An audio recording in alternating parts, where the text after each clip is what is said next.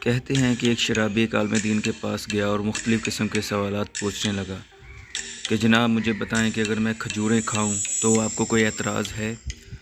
عالم دین نے جواب دیا، بالکل کوئی اعتراض نہیں۔ شرابی نے پھر پوچھا کہ اگر اس کے ساتھ کچھ جڑی بوٹیاں کھا لوں؟ عالم دین نے جواب دیا، کوئی رکاوٹ نہیں، کھا سکتے ہو۔ شرابی نے پھر پوچھا کہ اگر میں اس کے ساتھ کچھ پانی پی لوں؟ عالم نے کہا، بڑے شوق سے پیو۔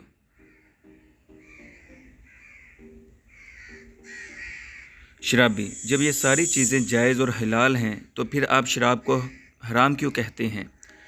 حالانکہ اس میں یہی تو چیزیں ہیں جن کے کھانے اور پینے کی اجازت آپ دے رہے ہیں، یعنی کھجوریں، پانی اور جڑی بوٹیاں۔